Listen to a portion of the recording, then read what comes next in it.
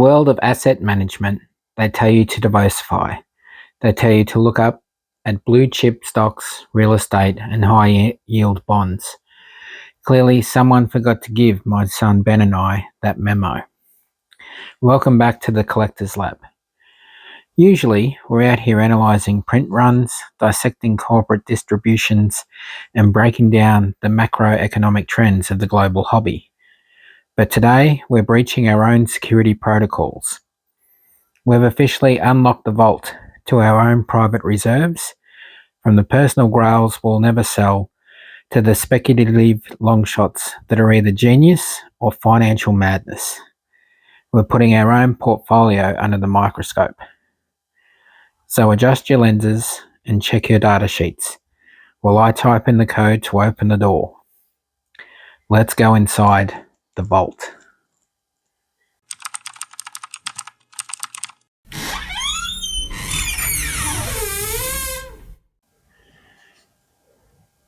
Okay, the first PC out of the vault is the junior lab assistant and his younger brother's PC collection of footy cards. So Ben, what made you get into collecting footy cards? It's just a fun hobby, and you can get some of your favourite players and some pretty rare cards like these two Brownlow predictors on the screen right now. So we got the Jason Horne-Francis one last year, and we've got the Jack McRae one from this year. So for those of you who don't know, Select do a Brownlow predictor, they do a Premiership predictor, a Coleman predictor, I think they do a Norm Smith predictor. And basically, if you pull this card and that particular player or team wins the Premiership or the Brownlow or whatever, you send the card back into Select and they will send you back a rather nice card that's been signed and little booklets and so forth. You can also, two versions of the Brownlow predictor. There's the signature, in which you get your player's signature, and there's also, I believe it's called the Guernsey, which is a cut-off piece of material from a game day war jumper that you get in the card. I'm not sure whether they do both, but yeah, there's some additional cards that you can pull from Select. Now, dear, you obviously collect, you and your younger brother collect Essendon cards. Mm-hmm. Are there any particular players that you chase, or is it just as long as it's a bomber, or do you have any favourite players? Although here's two of my favourite players, Mason Redman and Isaac Kako. Yeah, so Isaac Kako is on the 2026 Illuminous subset, and Mason's on the 2022 Burst. So it's a bit of a caricature of Mason Redman there. Yeah. So what made you get into footy cards, mate? What? It's just a fun hobby, and yeah. Yeah, you got some for Christmas last year, didn't you? Yeah. And we had a really good Christmas day opening them up, and then Dad had to track down some footy albums for you and your brother, and so we started off a bit behind the eight ball this year, but you traded in some of your Illuminous cards and other ones from last year's set at Dream Collectibles, didn't you? And how much did they give you back? It was about, I can't remember the exact price, but it got us 2 blaster boxes, which that's where we got this young fella from. Yep. So Dream Collectibles also trade footy cards, but it's always best to contact them prior to you going in there and just offloading your cards. Base sets they don't give you anything for, because they like to have a 10 for $1 deal, which is where you got some of these other bomber cards from. Mm-hmm. But your Illuminous cards and some of the other subset cards, they might actually give you something for them. Now, would you get any of these graded? Well, maybe one of the Brownlow predictors, but also this one, because my younger brother got that one from last year, and another reason it's also numbered, as you can see right there. Yeah. Yeah. That's probably one I'd send off to get graded, and yeah. Yeah, so when you send these off to get graded, they're not for resale, are they? They're just to protect the cards. Yeah. Yeah, to make them look much more of a display piece and so forth. Mhm. Very good. So do you think in the future you would start collecting other types of cards like Marvel or DC or Star Wars, or are you just going to stick with footy cards? Maybe footy cards for now, but maybe also some NBA cards because I am a fan of basketball. Fan of basketball, and who's your favourite team in basketball? In the NBA, I support the Chicago Bulls, and in the NBL, I support Melbourne United. I don't think the NBL does cards. We'll have to investigate that to see if they do put out any cards. So in the Bulls, you'd be chasing bull cards Mhm. with Melbourne's own. I can't think of his name now. I'll have to put that in. We'll do a quick bit of research before Dad does his PC. Mhm. Guinea, I think his last name is Josh Guinea. Yeah. He's from Melbourne, and he now plays for the Chicago Bulls. Well, thank you so much, Ben, for showing off your PC. And if you've got any comments or questions about Ben's personal collection with his younger brother, please feel free to put them in the comment section and we'll answer them as best we can. Next up is the old man's PC. Thank you, Ben, for that. Unfortunately, I'm here by myself now doing my personal collection. Just to give you a bit of background on why I started collecting cards. I've always been heavy into pop culture, whether that be action figures, comics, graphic novels, and I had quite the collection of Star Wars figures, ones from my early childhood, right through to the vintage collection series that Hasbro had been re-releasing. Unfortunately, I ran into some financial difficulties towards the end of last year, and I was forced to sell my entire collection. And while it was gut-wrenching at the time to do that, because I'd always planned to leave my collection to my two sons, for them to squabble over after I'm well gone, it opened a way for me to get back into cards. I had collected The Empire Strikes Back when they first got released in Australia. I had pretty much a full set of those, and over the years with my Star Wars collecting, I attained a full set of Return of the Jedi, the second series of Empire.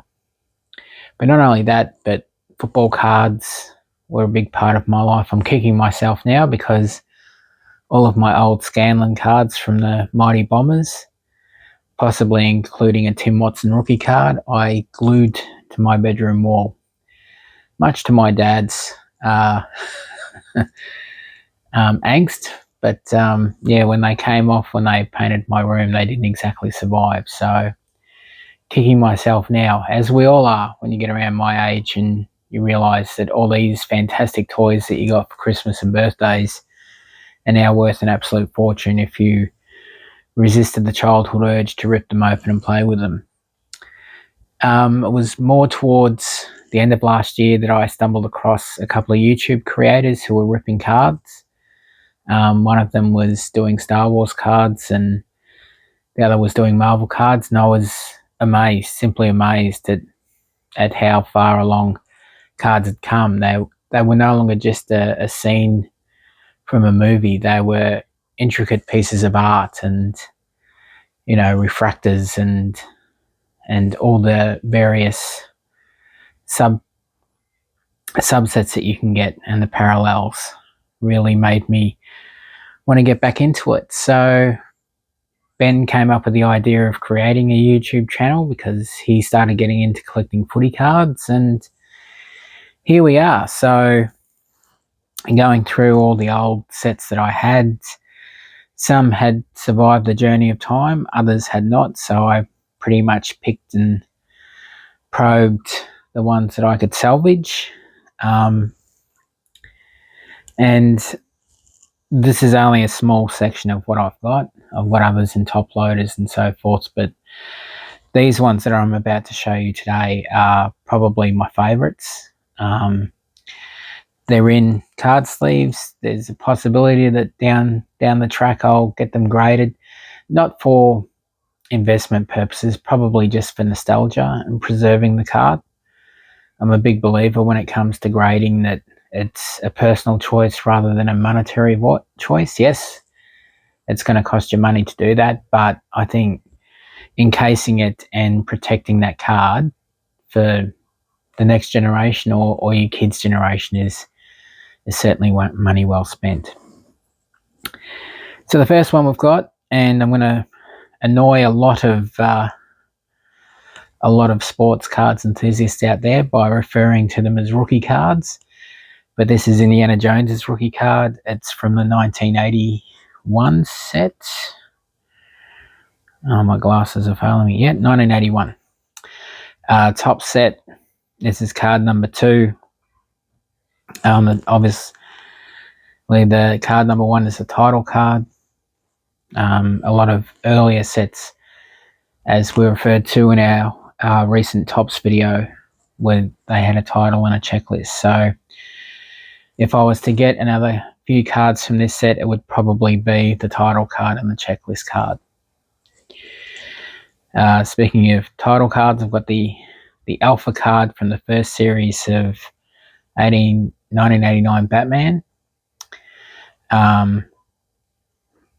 You'll find with this set in particular a lot of horizontal cards. Even on the character profile cards, there's a few of them that are horizontal, very few vertical cards. But as you can see on the back is indeed vertical. As you can see, number 1.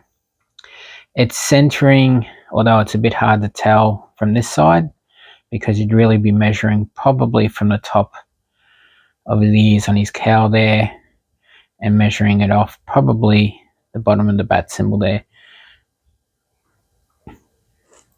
I actually pulled this out of a deck that I bought from Dream Collectibles.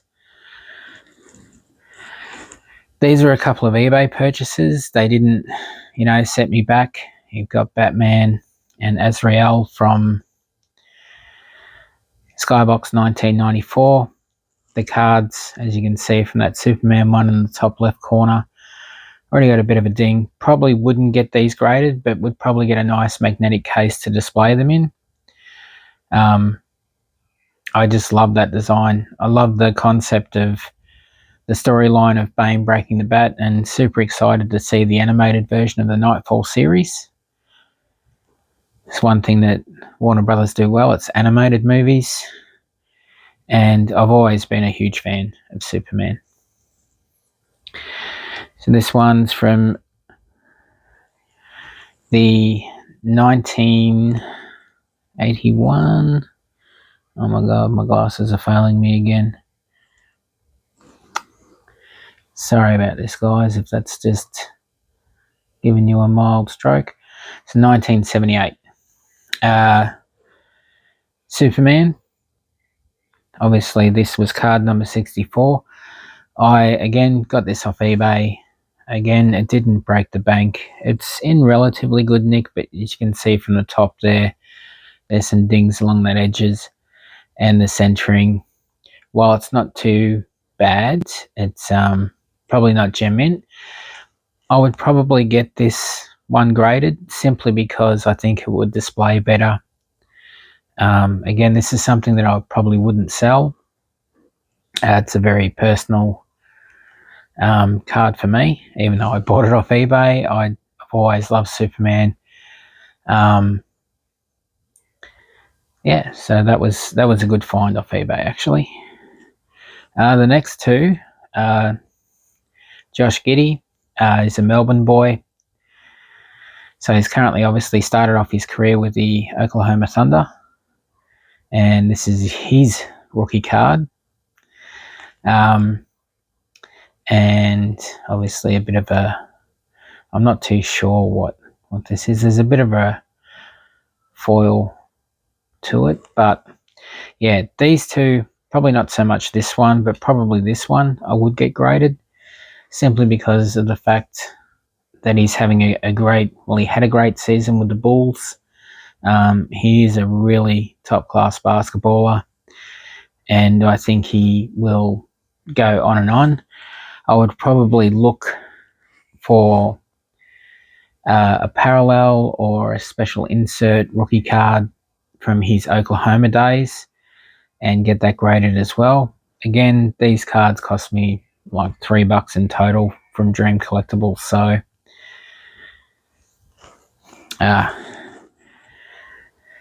Star Wars Galaxy.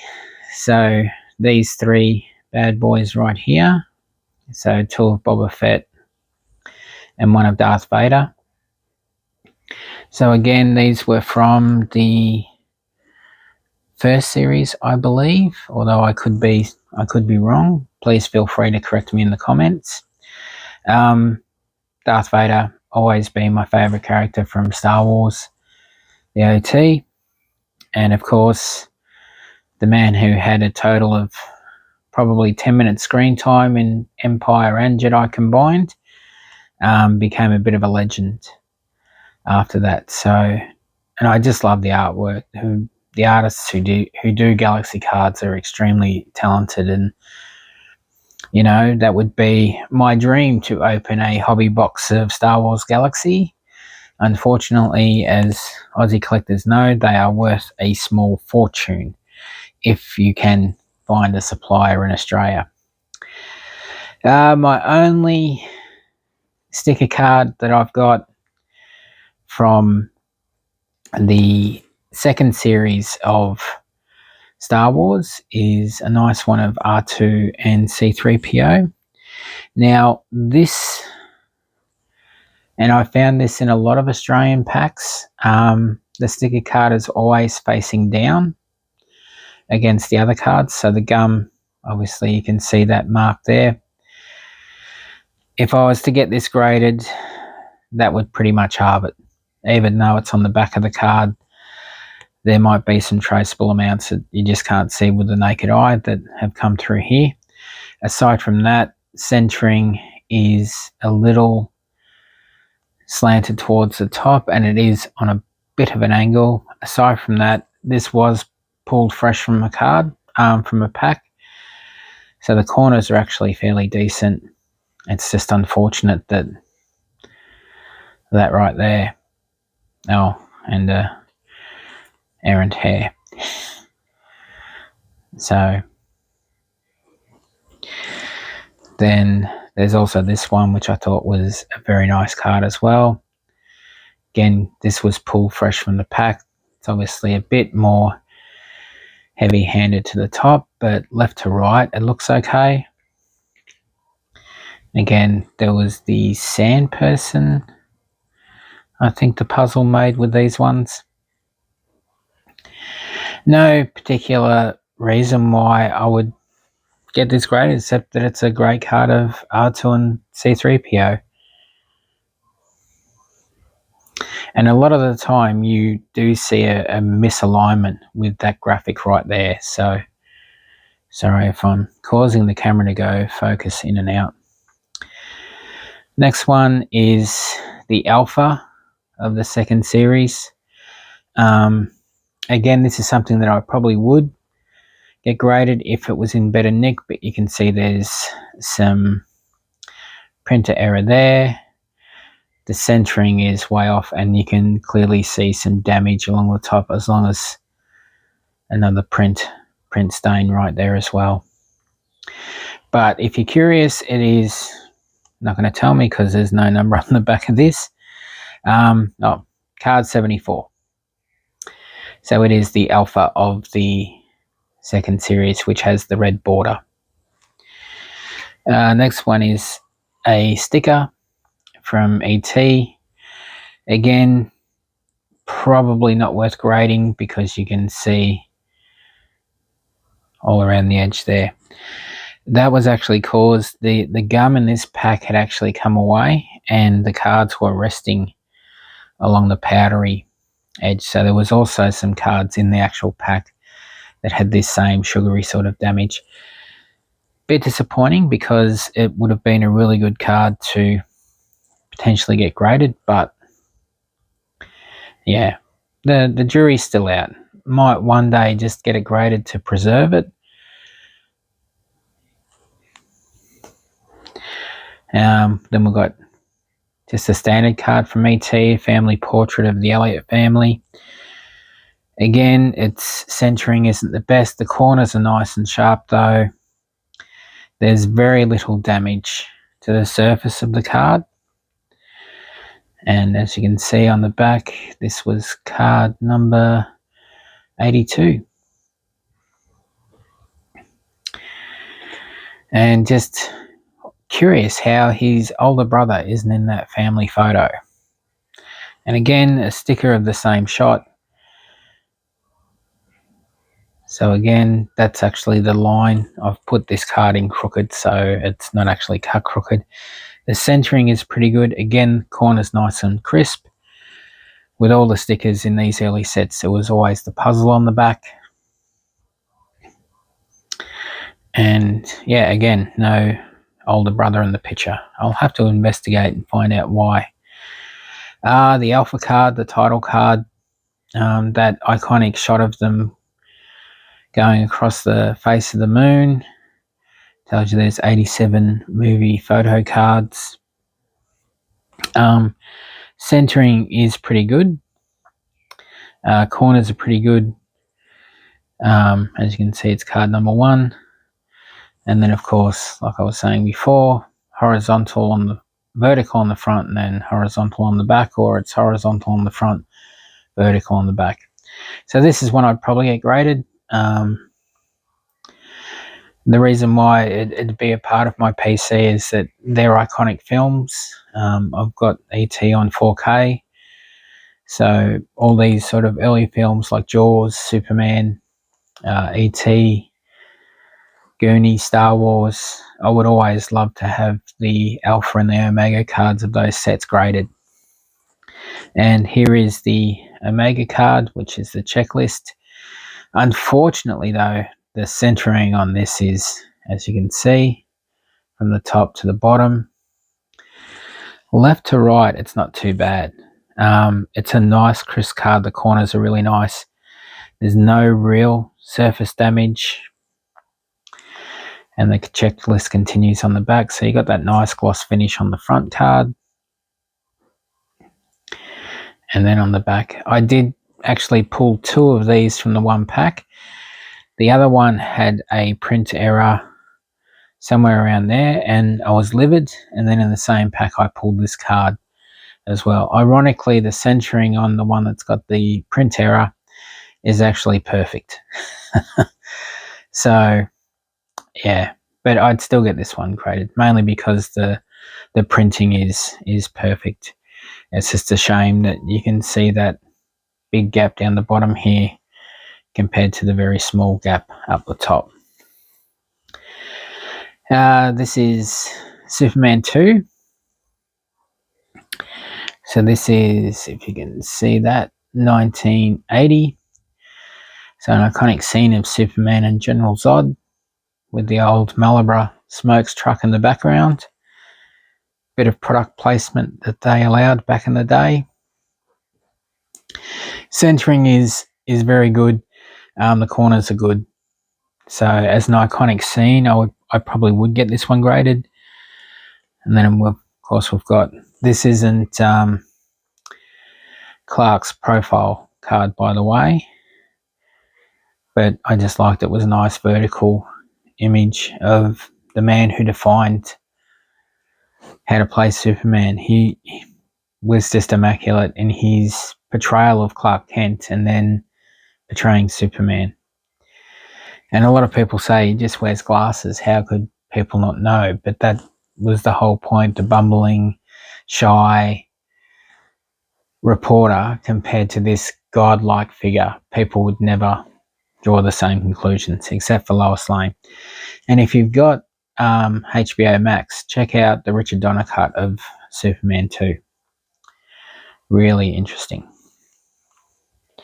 And again, they actually had the puzzle on the back of these.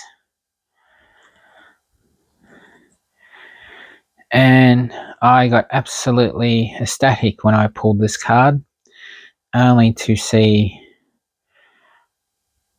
roller marks on it. So you can, I don't know if the camera's sort of picking them up, but there's one that rolls right across there and another one that rolls right along there. Aside from that, the centering is pretty darn good. Corners were nice and crisp. It is a sticker. So this probably would have got high 9s, maybe even a Gem Mint 10. And such a great shot of him. And this card number 2, this is the Man of Steel's profile card from this series. So again, vertical character card, and then you flip it over and you have to read, from that way. So the first card is obviously the title card in this set.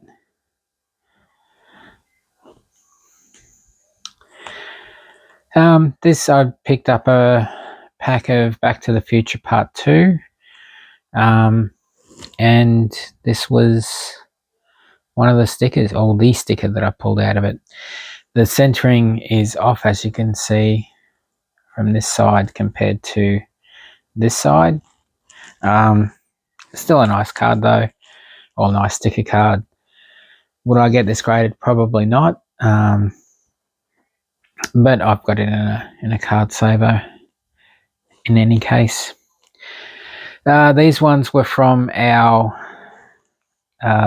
Raiders of the Lost card when we opened up a single pack of Dick Tracy cards. If you actually come across them, they are great value for money. One, the sticker is actually in the center of the pack. And two, even though on the outside it says it comes with gum, there was no gum in our pack. And the more I thought about it when we filmed that video, I thought to myself, I can't really remember there being chewing gum in the Empire Strikes Back cards. So we did pull out some vertical profile cards, Flat Top, the Kid, and I know who both those actors are. You would be surprised. I think this guy, he's been in a ton of films, normally gangster films or cop films. He was in a Steven Seagal film. I can't recall the name of it. I can't remember a lot of Steven Seagal films, actually. Breathless Mahoney, Madonna. It would have been great to pick Warren Beatty's Dick Tracy. Like I said when we were filming Raiders of the Lost card, he was a huge Dick Tracy fan, and he threw everyone. All of Dick Tracy's rogue gallery virtually appeared in that movie because, sorry, that's just gone out of focus for a moment. Because Disney wouldn't guarantee him a sequel. And just as well, because it absolutely tanked at the box office. But, yeah, Al Pacino, he plays the head villain, so it'd be cool to get his rookie card, so to speak. But yeah, they're definitely worth it. I think you get quite a few cards in the pack, and they go cheaply because obviously it's not something that's highly sought after. And this was the sticker. It was the blank, the faceless felon. And I think the sticker series was all like this when it came to the villains on wanted cards. Again, puzzle on the back. So these next lot are from the Topps Terminator 2 sticker edition. There was only 90 of these cards. Some of them have information on the back, such as that. Oh, turn it up the right way. And then some of them had, I'll find one with a sticker. So first one, a nice horizontal card of the T800, and a desolated Los Angeles in the background there. I really love those films. The first two, fantastic. And then the big man himself.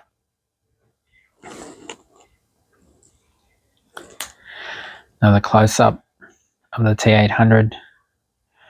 I'd love to get a hot toy of this, but I think they are a rare thing, and when you do come across them, they are extremely expensive.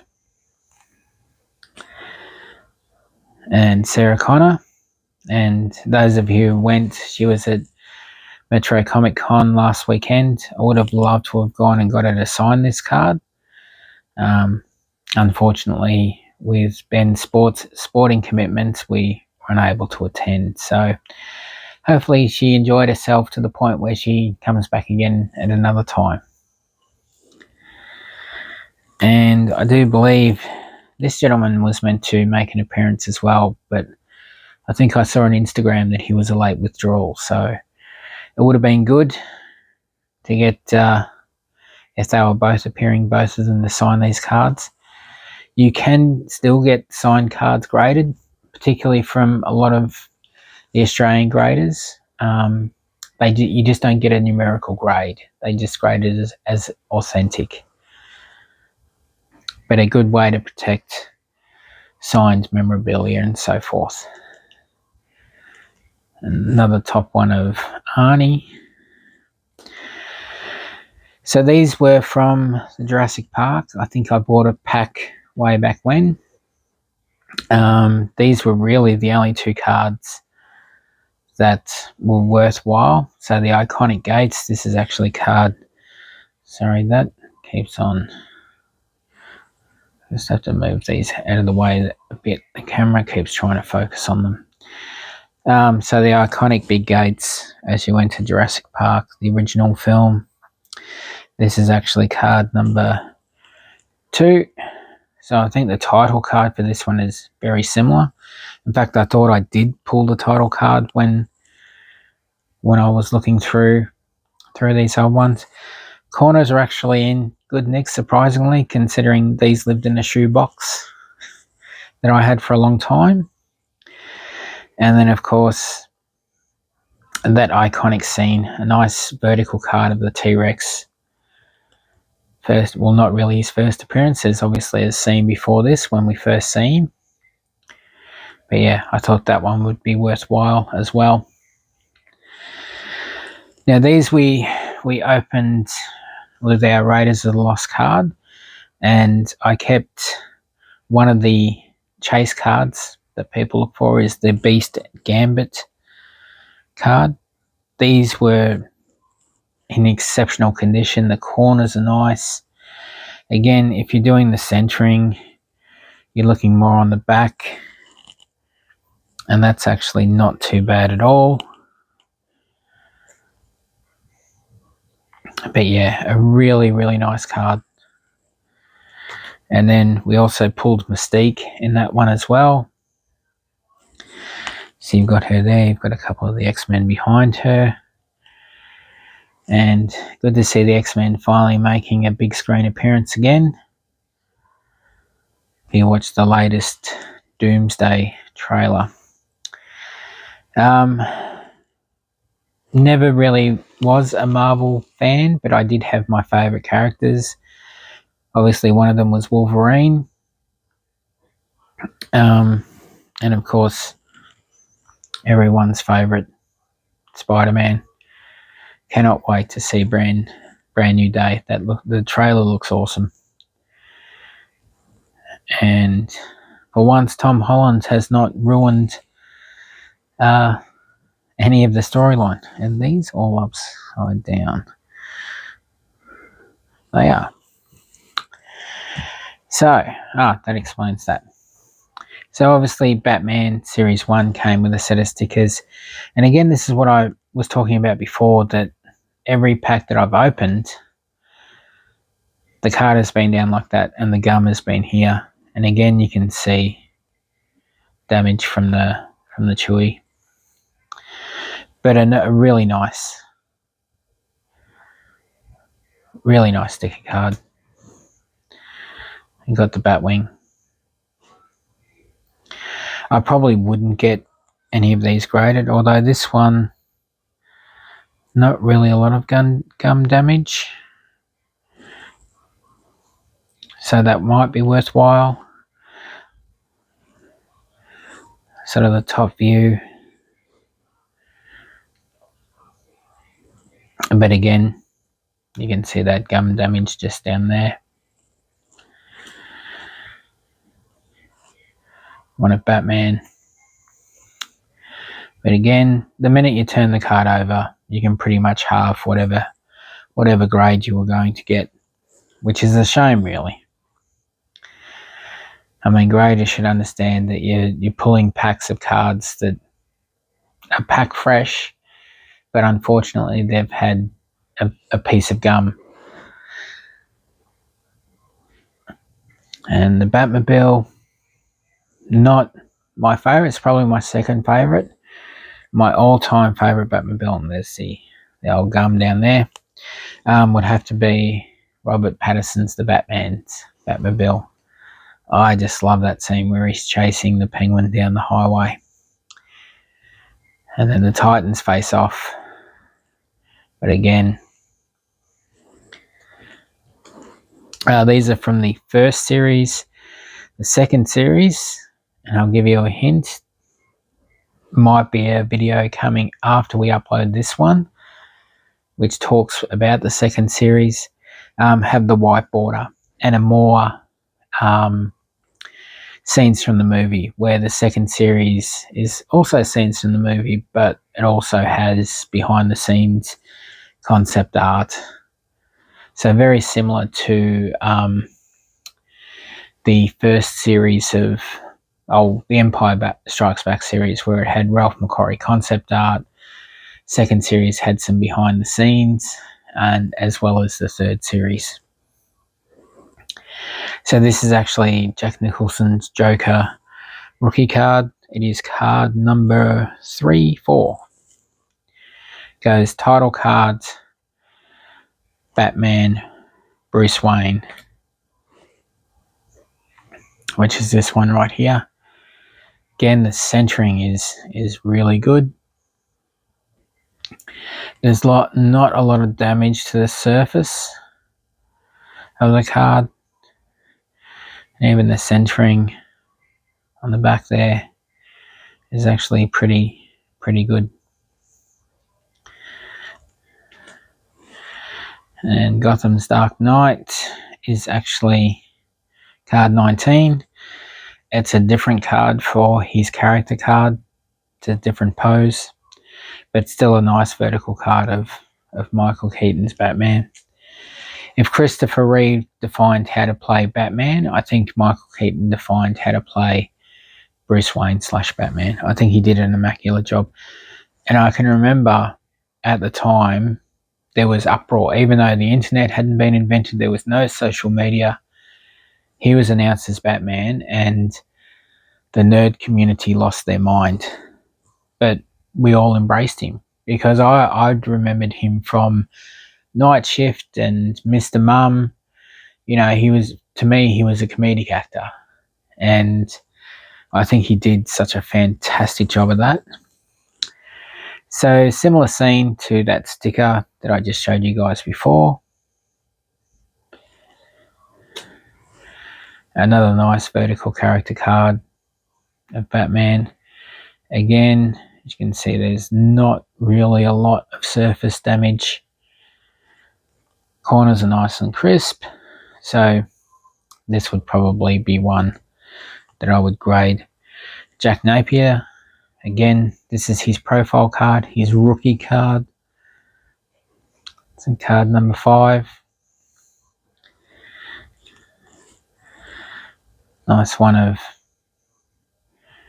even though he's pointing straight up, it looks like they're kind of looking straight at the camera. And I love the fact that you can't even see Michael Keaton's eyes in that shot. And then the death, I guess that goes to show how how high up they were in Gotham Cathedral for him to leave that much of an impact after hitting the ground. This is a holographic card from the Batman Dynamic Marketing, I think. This was Flair 95. Batman Forever cards. So this was 31 of 36. So I just like the fact that it looks so much better in person. I like that the Batmobile really looks as if it's floating there with the marketing symbol for Batman Forever in the background. Really nice card. And then a nice sort of profile card of Val Kilmer's Batman. Michael Keaton was scheduled to do a third film with Tim Burton, but after the backlash from how dark Batman Returns was, particularly from parents who thought it was a bit too much for their kids. So, yeah. Would have been a shame. I would have loved to have seen what Tim would have done with the third film. But in an alternate universe, we probably do know. Okay, this is the only autographed card I have ever pulled out of a pack of cards. And Tom Braidwood, who played my favourite lone gunman for a hickey.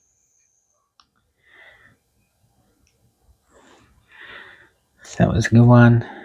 These are some of the old X-Files spares that I found. As you can see, this card's a bit beat. But it's actually Skinner's rookie card. A.D. Skinner has appeared in every show that I've watched since the X-Files, from Stargate to Stargate Atlantis to Supernatural to I saw him in something else the other day and I can't quite think of it. Would have been a nice card of Scully and Mulder, except as you can see, the edges there are a bit beat. Somehow we're back to Batman stickers. This one, not the damaged from the gum, isn't as bad, but you can still see those white specks there. Will probably live out its days in a binder. And then we've got Danny DeVito, Penguin. And then the Flash from, I think these are a Skybox.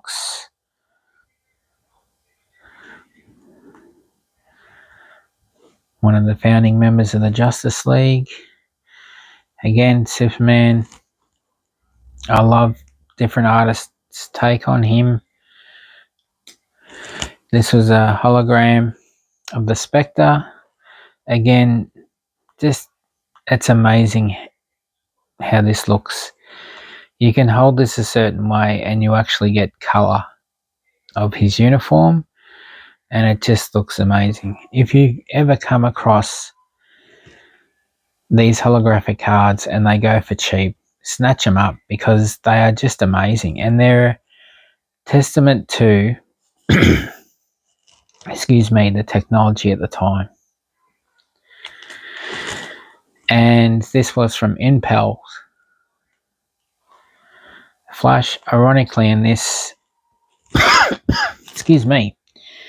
ironically in this series, hardly any Batman. And it's because DC knew, particularly after Batman 89, what a selling figure he was. So his rights got sold separately to the rest of the DC universe. So they're the singles, as I nearly knocked the camera over. So these are the sets. So the first one is The Empire Strikes Back. Sorry that it's not going to be able to fit in the whole screen. But so $6 3-ring binder from Officeworks. And obviously you can get the Ultra Pro pages from virtually anywhere, even Kmart. As you can see, the first series dealt with storyboard, so it was just scenes from the movie. And again, some really iconic scenes, iconic characters. It's just unfortunate with the sale of that. And don't get me wrong, whoever had that gem mint, Luke Skywalker #1, deserves every penny that they got. But it's now driven up the price of these in the secondary market because people now think that they've got something that's worth a small fortune, when really the only chasers from these cards, the real ultra chasers, would be Yoda's star profile card, which is that one right there, and am I going to have to, and Boba Fett.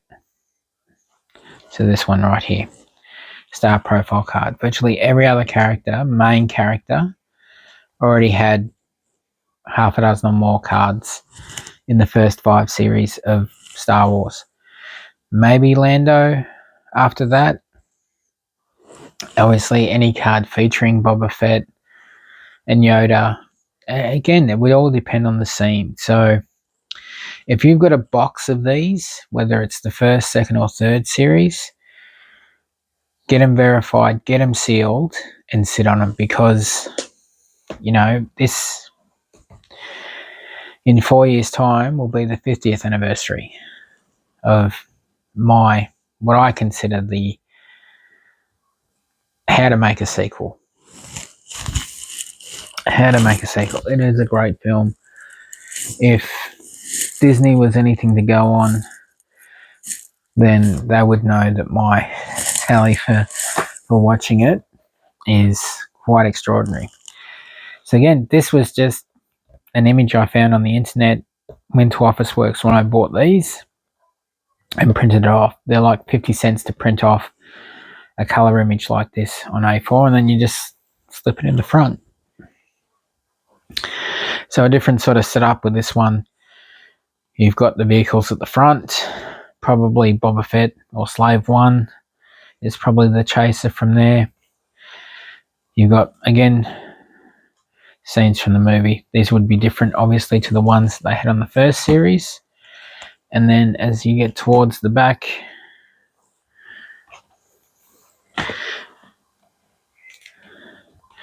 you start getting different, and then you get the behind the scenes start to come in. When in the first series it was Ralph McQuarrie concept art. Tops, if you're watching this, get in touch with Ralph McQuarrie's estate and get the copyright or the trademark to print his entire catalogue from every single film he worked on, and do a Topps Chrome of Ralph McQuarrie, because he is just an incredible artist. The one thing I did save was the Ralph McQuarrie concept art figures that they released in conjunction with the 30th anniversary of Star Wars, because I thought they were just incredible. And again, I'll probably eventually one day upload these or trade these over to a ringless binder. I am sort of wary of the ring dings. Probably your chase card in this, the one that would hold the most value, that one right there. And people say why, and it's because the princess is enslaved. There's a lot of people who find offense to words these days, and that's one of them. So you would never see that in a reprint. I think Topps did it with the sapphire, but again, a nice vertical profile one like that. I bought these off eBay years ago for next to nothing. And I think the last time I checked, there was quite a high command for it. Again, it's from... So these just pretty much was images from the film. I know the second set isn't as long, but it still warranted enough sales for Topps to go, let's do a second series, but obviously not a third. So that's the Star Wars ones. Then I've got... Now some of what I'm missing here obviously are in the top loaders card savers that you just saw. So there are a few missing, but pretty much nearly got the entire set. I'm always hunting for the others. So the pretty front page is pretty blank at the minute because I think these first 5 cards are in top sleeves over there. But again, I like these cards as well. And again, something that in, 3 years time, 3 years time will be 40 years old. And there are a couple of stickers. Obviously, I've got 2 of those. Didn't even realise. And I've got the Omega, which is not a checklist for this one, but the end. And then my last album, I do have a couple of footy series from the 80s, from the 90s, I should say, and some X-Files cards, including the wide vision ones that Topps released. Couldn't seem to find those albums, so they must be in storage somewhere. So Batman Returns, obviously character profile cards, story cards. Now this was a different release. These were still printed by Topps, I believe, but were released in Australia by Scanlens, or printed under license by Scanlens on Topps' behalf. So they did something interesting, and I'd have to do some more research, but this could be very well the first card series that had a parallel. And I think I've got some on. I've got them in here. I do know when I was going through this the other day, I missed a card. No, I don't have them here. They must be in the card vault. So essentially all it has is a gold trimming around here, and then some gold writing there. Now I don't know if they only did that with the first lot of cards, the character profile cards, or whether they did it for the entire set. I'm not entirely sure. And we've got Batman Forever. So if we go to the end, this is where they really started doing the ones. I really like these cards, mainly because if you put them in your folder, you get this great image. And the same with these concept art cards. Put them in the folder, they create a larger image, which was really cool. And then you had these send away cards, which I don't really know if you can tell, but I think that's meant to be Robin. It's on a sort of a rubbery sort of card. Obviously some foil refractors there. But yeah, so that's my PC. Not all of it, probably 90% of it, but the more interesting stuff. There are a lot of cards that I've got to go through. There's some cards that are still at my parents' place. Yeah, so I need to track those down. And of course, I'll keep collecting. I've caught the bug, and hopefully, through the videos that we do on the channel, it helps you guys out there who are unsure. But myself and Ben are novices as well. We do research before we produce any video, and we try to make the content as accurate as we can. But if you're a well-seasoned card collector, then by all means make comments, give us suggestions, give us feedback. That's what we're here for. We're all here to learn at the end of the day. So stay tuned for our next video. I'm sure you guys will enjoy it. And until then, like and subscribe and keep hunting.